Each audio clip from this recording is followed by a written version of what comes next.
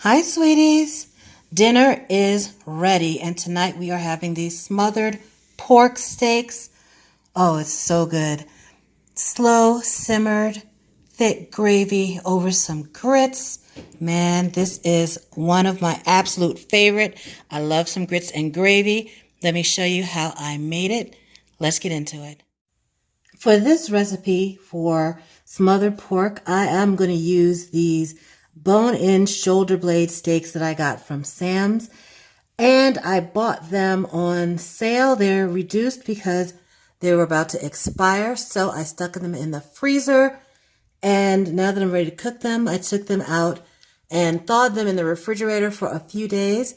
They're ready for me to season them up and smother them down. There's a total of 6 of these large shoulder blade steaks in the pack. After, like I said, it was reduced for quick sale because they were going to expire. But I only paid $7.31 for these, and it's a total of 5.67 pounds.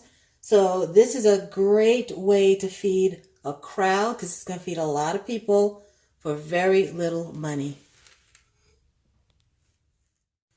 Now I'm going to season these pork steaks with salt, garlic powder, and a little bit of lemon pepper. That's a secret I got from my sister-in-law. A little lemon pepper makes everything taste better. But you got to watch the salt content because most commercially made lemon pepper has salt added to it. Actually, it's usually the first ingredient, so watch the salt there when you're adding lemon pepper. I cut the pork steaks roughly in half just to make it a little more manageable as I'm cooking. And I sprinkled one side with flour. And I'm using Wondra flour. It really dissolves well into the sauce to make a nice smooth gravy. And that's what the flour is in there for. Just to make this nice and thick once we simmer it down in the chicken stock and onions. I've got a little canola oil in the pan, and I'm going to brown those pork steaks in batches for just 3 or 4 minutes per side. We're not fully cooking them yet, just to get them brown and build up some nice flavor.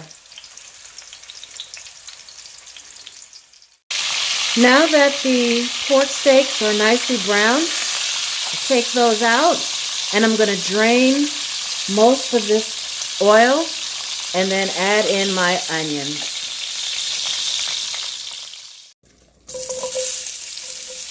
Now in with our onions. Let those soften.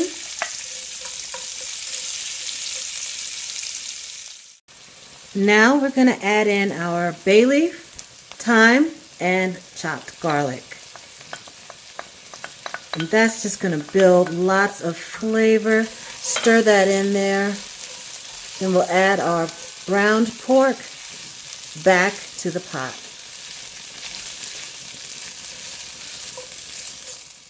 We've got our pork steaks back into the pot, and be sure to add any accumulated juices because there's lots of flavor in there. Then we're going to add chicken stock, and I will put all of the amounts, I'll put the whole recipe in the description box so you can get all of the amounts there.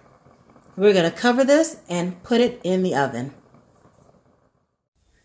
I like to finish it in the oven just because I don't have to watch it so closely.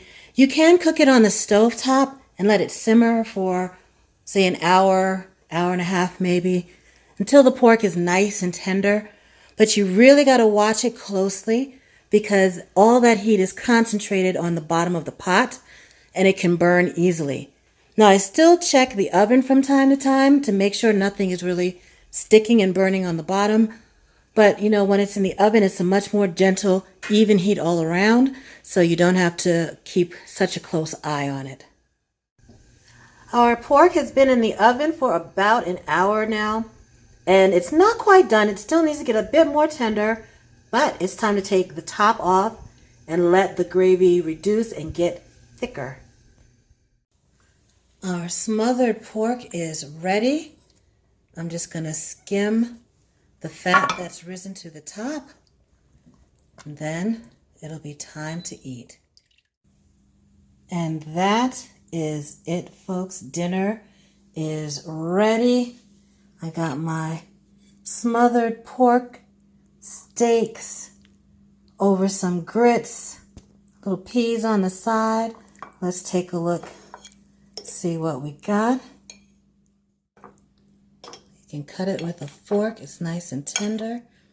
Get some of that grits and gravy. Got smothered with the gravy and the onions. It's so delicious.